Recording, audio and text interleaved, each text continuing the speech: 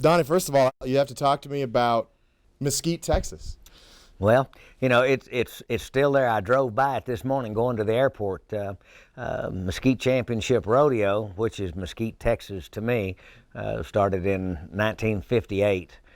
I was 5 years old, so I grew up in the world's largest dirt playground. And my dad's partner was 16-time world champion Jim Shoulders, and that pretty well says it all. He was my dad provided the place and an opportunity, and Shoulders had set the bar high enough. There was some good goals for everybody.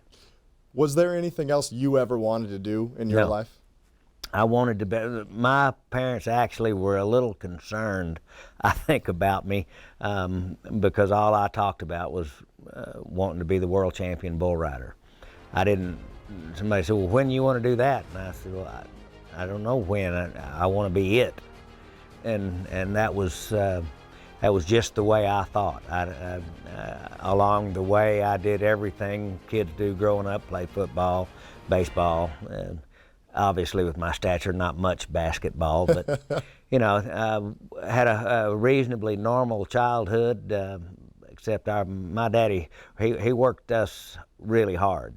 But we learned some really valuable lessons, and in the rodeo business, you're going to earn, you earn it every day, no day off.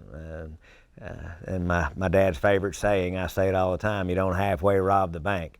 You either did or you didn't. And so that's just the way we operate. Right. That's Mesquite, Texas. You mentioned they asked you when you wanted that to happen. You won your first world title. I think you were 21. Just turned 21 in 1974, and was runner-up in '73, and just continued on. I didn't want, it was not really about. Jim Shoulders won 7 of his world titles of the 16 was in the bull riding. He was riding at these rodeos in 2 and 3 events while winning these championships. I realized that I rode broncs, bareback horses, pretty darn good, but I wasn't, and I knew I wasn't near tough enough physically to be able to do those events and go to. We ramped it up to where in the 70s, as different from the 50s, where Jim won the majority of his world titles. They were driving, 1948, 49 Cadillacs. And there were no interstate highways, and so they were going to 60 rodeos a year, working 3 or 4 events, staying at that one rodeo. Well, in the 70s, you were going to 160 rodeos a year, and that's where I fell in love with flying. I turned pro when I was 16. I could go to rodeos, but I couldn't miss a day of school or make less than a C in any subject. And Larry Mahan was living in Dallas at the time and was flying an airplane. So I'd go to ride at Lake Charles, Louisiana, or Baton Rouge, or Kissimmee, Florida, and be able to get back to Dallas to get to Mesquite and not miss any school. I walked in a time or two with my riding breeches still on, a little dirty, but I made it. I didn't miss a day of school because it was one thing, that robbing the bank thing. There's other rules that come down along with it. You didn't mess with them. The difference in 2019 versus 1970, Right. You went by the rules or you were punished, period. Were there any of those subjects that ever came close on you with that having to maintain a C? No, because, and I was deathly terrified of that, but what happened to me, I'll tell the story. I made a D in algebra in the 7th grade. I passed the 7th grade, except for my daddy went to the principal and I had to repeat the 7th grade. I made a D 6 weeks. They said, well, we can't do that. And my daddy said, yes, we can. And so I was mortified until I found out that I went from 5th string quarterback to 1st string quarterback because I already knew the plays. Never had to crack a book after that, and it was a year of maturity, and my daddy knew it. He just that way. I didn't argue with him. I argued with him a lot, but just not very long at any one time, because he was usually right. And that's always the tough pill to swallow, right? Yeah. We talked about you were 21 when you first won yours. Montana actually has the youngest PBR world champion, a kid named Jess Lockwood. Right. Have you followed him at all? I have watched him some. I don't watch a lot of the PBR since, I was thrown under the PBR bus a long time ago. But great bunch of bull riders, great events. Jess Lockwood can really ride, and so can J.B. Mooney. I'm waiting to see if they can make it rodeoing. So, some people are cut out to be able to ride once every weekend. But to me, that would have been the hardest thing ever to do for me. You can buy 3 knives, and they can all be the same sharpness, really sharp, but the sharpest one is the one that gets the strap the most. That's just my opinion. If I can I ask you about the PBR for a second? It started, I believe, 3 years after you retired. It sounds like you would still have preferred the PRCA route or the Pro Rodeo route instead of the PBR route. Is that fair to say? I would have. I'm the reason the PBR gained notoriety as fast as it did. I put it on television, national television on TNN. We started playing them once a month on Sunday on Championship Rodeo on TNN, if you want to go back in the early 90s to research. And then we just based on popularity. It took almost 2 years before they got to go to 2 weeks out of the 4 in the month. And in the year 2000, it went to 3 weeks out of the 4 because of its popularity. Great event. I just felt like what happened, the rule changes, when the powers that be retired from bull riding, it went from being the best thing for the bull riders to the best thing for the PBR bull riding management, and which is, it's always like that. Sure. But Tough Hedeman, they got it on the track. But if it weren't for Alan Reed and his television wisdom, would have been all dressed up, no place to go. Right. Let's talk about another young guy. You mentioned Jim Shoulders. There's a guy named Sage Steele Kimsey who just became the only other guy besides Jim, I believe, to win 5 straight PRCA NFR titles. How do you feel about the idea of him possibly breaking Jim's record? I mean, are you a records are meant to be broken guy? Absolutely. I broke Jim's record, and that's what he told me, and that's what I told Sage. Sage is after my record. He wants to win 9 world titles in the bull riding. If he can stay healthy and focused, I don't know which one of those comes first. Healthy and focused, it's just 4 more years, and I don't even think he's 25 yet. So he can have 9 in the bag before he's 30. And then he, hopefully, in my mind, if I could lay out his itinerary, I'd say, you get 9 or 8, and then you do your rodeos and the PBR, and wind up your career. That's what I would have done. I would have been at my peak, my very best. I would have been veteran enough because there's no day off. If you start riding bad in the PBR, there are no smaller venues to go get out of it. There's no AAA to go to get your pitching back on even keel. Right. You're getting on rank bulls every day, every time you go. And for a bull rider with talent, you're supposed to get rich. But even a bull rider with talent can get in a slump, and then you get hurt, and then it really begins to get tough. Right. Because the bulls don't read your resume. If they did, I'd still be riding. Exactly. Do you have a favorite memory from your time competing? I mean, you won so many things. Is there anything that stands out to you? Yeah, I was real angry at the rule change in 1976 that the world champion was going to be decided at the National Finals Rodeo, sudden death. like all pro sports.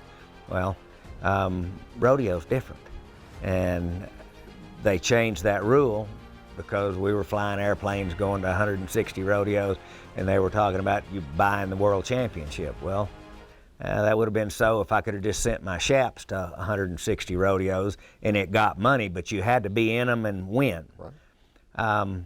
So winning the most money had always been the world champion. Win more money than anybody else, you're the best. Right. Well, they changed the rules. You were going to be the PRCA champion, winning the most money, but you could win the national finals, which is our best rodeo, the best competition, the best quality of livestock. That's the hardest event to win. You're going to be the world champion. They ran a pretty good argument. And I said, well, yeah. I said, but you can have I said, you're going to have a really good world champion. You just might not have the right one. Right. And the first 2 years I won it, and or the second year we wound up tied. But 1976, I had to be over 90 points in the 10th go-round and win first in the go-round, first in the aggregate, the average. And Randy Majors couldn't place any higher than third place in the go-round. And he had drawn the famous bull Oscar. I'd been 97 points on that bull before.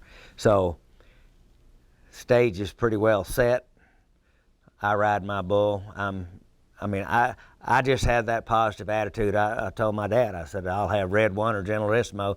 They're the two that I know I can be over 90 on and win this thing. I said, I'm going to be the champ. And I drew Red One. My dad he couldn't believe I drew him because I told him I was. This is before they drew. Right. They drew him. I rode him. 94 points. First place in the go-round, first place in the average. Randy Majors was 87 1/3. I won it both ways. I was the money-winning champion. I was the world champion. So then the next year, Randy and I, right up to the end, powers that be that did all this changing, they didn't realize you could wind up tied. We wound up tied. They didn't have a tiebreaker in place. Of course. So the judges are standing in the arena. They're going, what do y'all want to do? And I said, well, we're damn sure not going to flip a coin. I said, there's 4 re-rides back there. I said, let's just load them and ride them till one of us don't ride one. And they said, sounds good to me. And Randy got on first and bucked off, and I got on second, and I rode mine. So I won the only ride-off there's ever been in the history. So those two moments, 76 and 77, are probably the most memorable. They said, well, what about winning the 8th world title? And I said, I was so beat up and so relieved. I knew I'd clinched the 8th world title after the 8th go-round in 1984. Won the eliminator pin, and I just remember the relief. The amount of pressure that I had been putting on myself was pretty high, and I was relieved to get that over with. We have to talk about flying. I love flying. Where did it start for you? Where did Jim Shoulders took us deer hunting. He had a student pilot's license, but my daddy actually sent my brother Pete and I off with him to South Texas to go deer hunting. But it was also looking for bulls because that's where we bought the famous bull Tornado. But anyway, that was my first plane ride, a little Cessna 170, and so Jim Shoulders was flying. He had an airplane. Everything Jim Shoulders did, I wanted to do it. I mean, he was my hero. But he was also like a second father to me, my dad's business partner. And then when I got old enough, the next airplane I was in was Larry Mahan's. He was long-haired leaping gnome with fancy shirts and an airplane and was the all-around champ, the king. So I wanted to do everything he was doing. So I knew I was going to fly, so I started taking pilot's flying tests.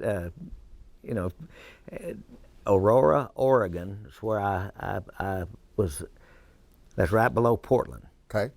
I was up the first day and the last day of the Pacific Indoor National Rodeo, and it lasted 10 days. I was up the first day and the last day.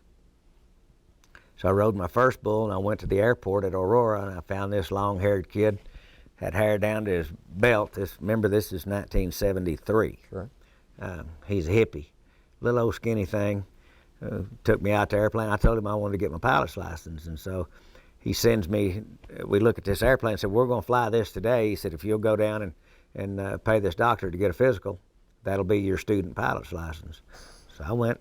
Doctor saw me right in, got a physical, came back to the airport. Wasn't 15 minutes, we had it running and flew around the patch with him, helping me along. And I flew 9 days in a row, 1 hour a day. And before I went back to get on my last bull at the PI, I soloed. I flew around the patch 3 times, touch and goes that day. And then rode my bull there, got in my car and drove from Portland, Oregon to Mesquite, Texas, and kept up with my flight lessons and kept on going. I was a licensed pilot in '74. That's a wild story when you think about what that would take today. Nobody could go walk over and get a physical and then go up in a plane an hour later. You can't even hardly get. I mean, you can't even go with an appointment and get back to the airport in the same day anymore. I was going to say, you can't get through the security in the amount of time it took you to get in a plane. Yeah, and it rained every day, but it was 2,200 feet overcast and a little light rain, and I mean it was just maybe the most fun I'd ever had.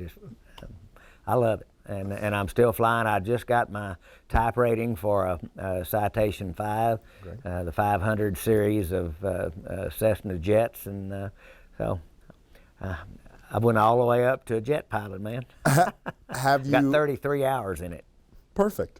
Have you ever had any close calls?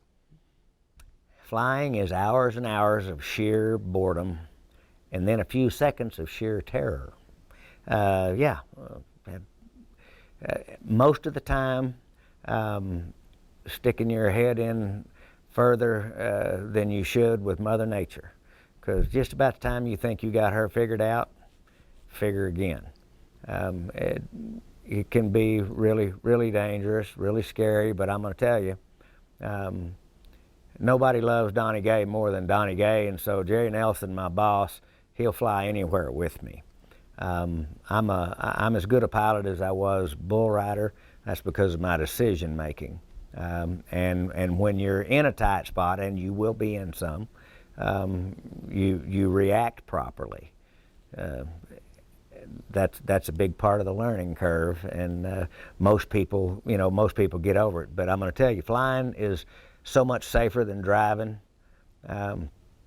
I mean, you used to worry about drunk drivers, but at least when they looked up, they saw 4 lanes maybe instead of just 2. Well, now when they're texting, they don't see nothing. They just run over you. Sure. It's just ridiculous the way people drive anymore. What got your adrenaline going more, a Mother Nature moment in a plane or the head nod and the gate opens? Oh, Mother Nature, by far and away. I knew that I was in control when I nodded for the gate, or at least I believed I was in control. With Mother Nature, you don't need to be fooling yourself there. No.